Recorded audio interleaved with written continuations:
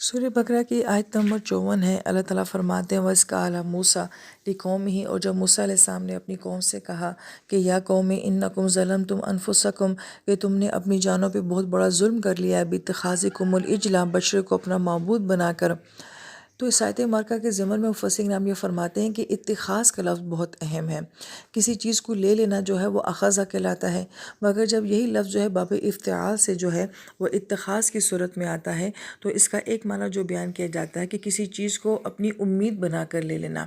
یا کسی چیز کو جو ہے وہ چاہت بنا کر لے لینا، یا کسی چیز کو اپنی نظریہ اپنا سوچ بنا کے جو ہے اس کو لے لینا۔ لہٰذا یہاں پہ اتخاذ کے اندر جو ایک تصور دیا جا رہا ہے وہ یہ کہ جیسے بعض اوقات انسان جو ہے وہ حالات کا مقابلہ نہ کر سکے تو اسے فرار حاصل کرنے کے لیے وہ نشے کی طرف چلا جاتا ہے، اور اس میں اس کی سوچ کیا ہوتی ہے کہ نشے میں رہ کے اس کو نہ کوئی سوچ آئے گی نہ خیال آئے گا، لہٰذا یہ بہترین طریقہ ہے کہ اپنے حالات سے فرار حاصل کیا جائے۔ اسی طریقے سے چونکہ جو دین ہوتا ہے اس میں بہت سارے احکام ہوتے ہیں، عبادات ہوتی ہیں، ذمہ داریاں ہوتی ہیں، اور یہی تمام اصول اور قوانین جو ہیں وہ موسیٰ علیہ السلام اللہ تعالیٰ سے کوہ طور پہ لینے کے لیے گئے تھے۔ تو پیچھے اس قوم نے جو ہے موسیٰ علیہ السلام کی غیر موجودگی میں ایک بچڑے کے لیے یہ تصور کیا کہ یہ ہمارا رب ہے، کہ وہ عبادات، وہ سکون، وہ روحانیت یا وہ سب کچھ جو ہمیں اس کتاب سے ملنا ہے وہ ہم اس بچڑے کو معبود بنا کے اپنے نبی کی غیر موجودگی میں لے لیتے ہیں۔ اس سارے قصے کو جو ہے سورہ طٰہٰ کے اندر بیان کیا گیا ہے کہ سامری نے اس ساری قوم کو جو ہے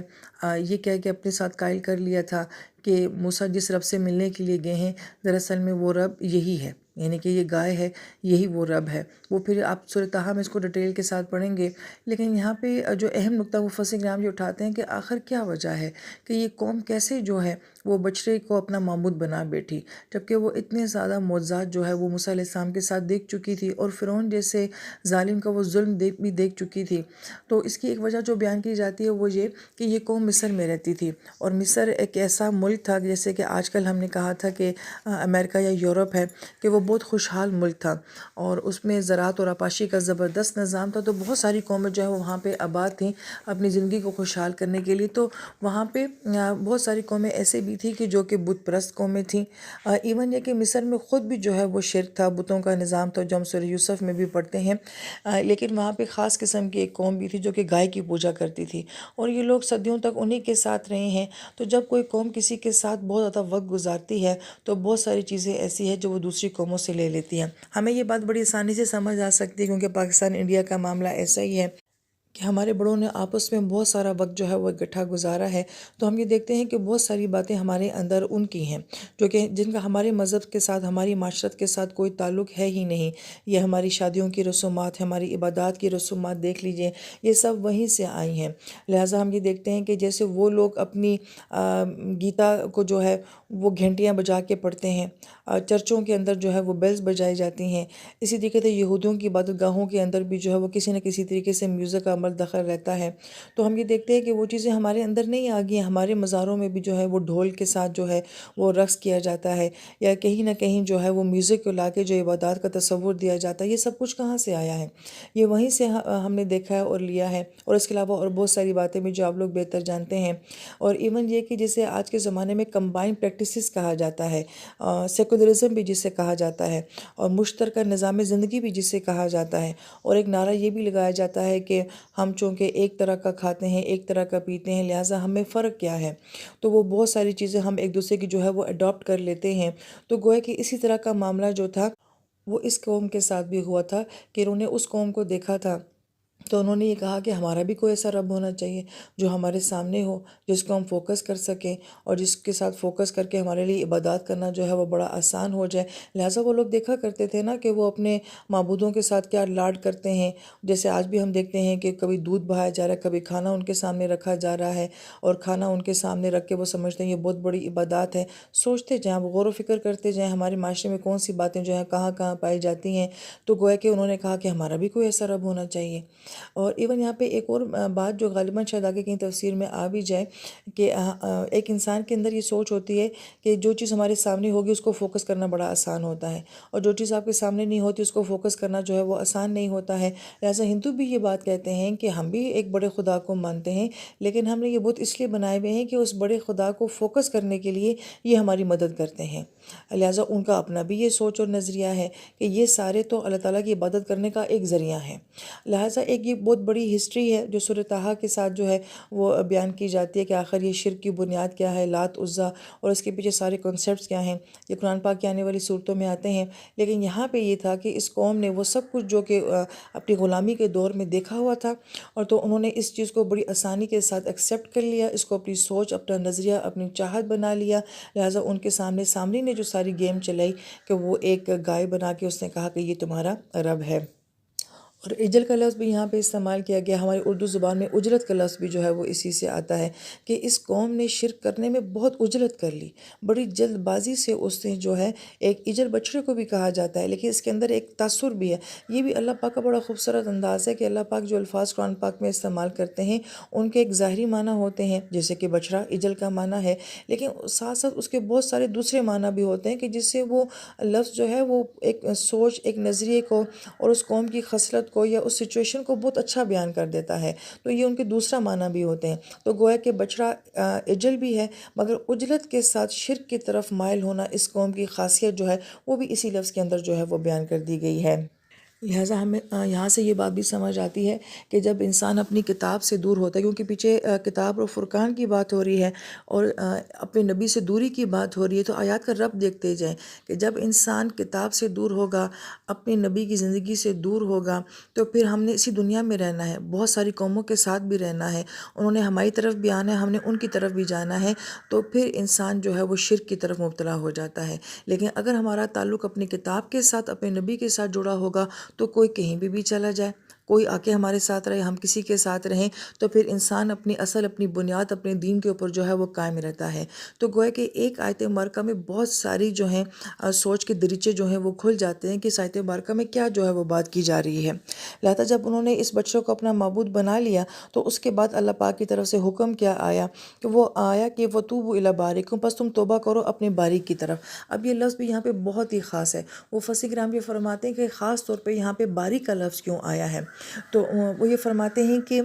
دو الفاظ جو ہمیں نظر آتے ہیں خاص طور پہ کہ خلقہ اور بریئہ، ان کا آپس میں تعلق بھی ہے اور فرق بھی ہے۔ خلقہ کا مطلب ہوتا ہے کہ وہ ذات جو سب کچھ تخلیق کرتی ہے، اللہ تعالیٰ کی ذات خالق بھی ہے تو اس میں ہر چیز آ جاتی ہے، مگر برآ کا مطلب یہ ہوتا ہے کہ وہ ذات جو کہ جاندار زندگی کو تخلیق کرتی ہے۔ لہٰذا خلق الحجر تو کہا جا سکتا ہے کہ اللہ پاک نے جو ہے وہ حجر کو بھی تخلیق کی ہے، مگر برا الحجر جو ہے وہ نہیں کہا جا سکتا۔ اس لیے برآ کا دوسرا معنی جو بیان کیا جاتا ہے کہ کسی چیز کو بغیر کسی نمونے کے بنا دینا، بغیر کسی سیمپلنگ کے جو ہے وہ بنا دینا۔ جیسے کہ ہم کوئی گھر یا پینٹنگ یا کپڑا یا کوئی بھی چیز بناتے ہیں تو ہم کسی نہ کسی ماڈل کو دیکھ کر جو ہے وہ بناتے ہیں۔ بری کے اندر یہ تصور ہے کہ کسی کو بغیر کسی نمونے کے اور ماڈل کے بنا دینا، جبکہ تخلیق کے اندر کیا ہوتا ہے کہ کسی کو کسی نمونے سے بنا دینا، کسی چیز سے بنا دینا۔ تو اللہ پاک فرماتے ہیں کہ خلق من طین، کہ ہم نے انسان کو جو ہے مٹی سے بنایا، تو گویا کہ مٹی لے کے جو ہے پور ایک انسان کو جو ہے وہ تخلیق کیا گیا ہے۔ لہٰذا یہ فرق ہے خلقہ کا اور بریئہ کا۔ لیکن یہ لفظ یہاں پہ کیا خوبصورت معنی دے رہا ہے کہ تمہارا رب وہ ہے جو بغیر کسی نمونے کے، بغیر کسی ماڈل کے جو ہے وہ ایک مخلوق کو تخلیق کرتا ہے، وہ ایسی ہستی ہے۔ اور جب تم نے اس رب کا ہی جو ہے وہ ماڈل بنا لیا،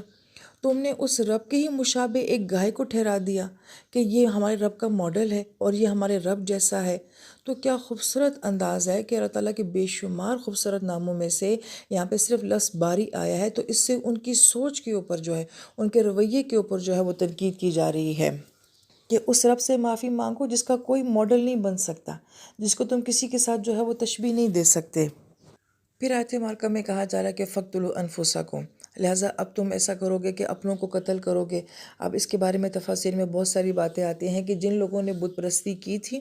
کچھ ایسے بھی تھے جنہوں نے نہیں کی تھی، کیونکہ ہم نے کہا تھا کہ سارے یہودی برے نہیں تھے، موسیٰ علیہ السلام کی ساری قوم بری نہیں تھی، درمیان میں اچھے لوگ بھی تھے۔ تو اب حکم یہ ہوا تھا کہ جنہوں نے بت پرستی کی ہے ان کو قتل کیا جائے گا، اور قتل وہ کریں گے جنہوں نے نہیں کی۔ اب اس میں یہ تھا کہ خاندان کے ایک ہی افراد آپس میں ایک دوسرے کے آمنے سامنے ہو رہے تھے، باپ بیٹے کے سامنے، چچا بھتیجے کے سامنے ہو رہا تھا، لہٰذا یہ سزا جو ہے بڑی سخت سزا تھی۔ تو بعض روایت میں ہمیں یہ ملتا ہے کہ موسیٰ علیہ السلام نے اللہ پاک سے دعا کی تھی کہ اللہ پاک کو آسانی کا معاملہ کریں، کہ بہرحال اپنوں کو قتل کرنا بہت مشکل کام ہے۔ تو اس سزا کے اندر بھی اللہ پاک نے یہ رحمت نازل فرمایا کہ ایک بادل بھیجا، اور اس بادل کے اندر اندھیرا تھا، اور پھر کہا کہ اب یہ سزا تو بہرحال تمہیں بھگتنی پڑے گی، لیکن اس میں آسانی یہ ہے کہ اب اس اندھیرے میں جو ہے وہ ایک دوسرے کو قتل کرو۔ اور پھر یہ بھی تھا کہ جو لوگ اس میں قتل کر دیے گئے تھے، اور ایک اور بہت بڑا اللہ تعالیٰ کا احسان کہ ان سب کو جو ہے وہ شہید کا مقام دے دیا گیا تھا، اور ان سب کو جو ہے وہ آخرت کی سزا سے جو ہے وہ معاف کر دیا گیا تھا۔ تو ایک جو ہم آیت بارکہ میں دیکھتے ہیں نا کہ ذالکم خیر لکم، یہ تمہارے لیے بہتر ہے۔ بظاہر ہمیں لگتا ہے کہ یہ بہت مشکل سزا ہے کہ اپنوں کو ہی قتل کرنا، مگر اگر آخرت کے مقابلے میں دیکھا جائے تو یہ سزا بہت آسان ہے کہ دنیا میں آپ وقتی تو تکلیف اٹھا کے قتل تو ہو رہے ہیں، وہ پھر آپ نے جو جرم جو کیا ہے، خطا جو کی ہے، لیکن پھر اتنی بڑی خطا پہ کہ آپ خود سوچیں کہ اگر مجھے کوئی گائے یا بھینس کہہ دے تو مجھے کیسا لگے گا، وہ اس ہستی کو جو ہے وہ ایک گائے کے ساتھ تشبیہ دے دینا، تو اللہ تعالیٰ کا کتنا جلال ہوگا۔ اور اللہ تعالیٰ کی ذات تو اس پہ جتنی بھی سزا دے وہ کم ہے، لیکن اس پہ بھی اللہ کی کتنی بڑی مہربانی کہ جو بعض مفسرین کرام نے فرمایا کہ ان کو آخرت کی سزا سے بری کر دیا گیا، اور اس قتل پہ ان کو جو ہے وہ شہادت کا بھی جو ہے وہ انعام دے دیا گیا۔ یہ اللہ کا کس قدر جو ہے وہ بہت بڑا احسان ہے اس کو امت کے اوپر۔ تب ہمیں جا کے وہ ساری بات سمجھ آتی ہے کہ اللہ پاک کیوں فرماتے ہیں کہ میں نے تم پہ انعام کیا تھا، میں نے تمہیں فضیلت دی تھی، کہ اللہ پاک نے اس قوم کو جو ہے وہ کیا کچھ نہیں دیا تھا،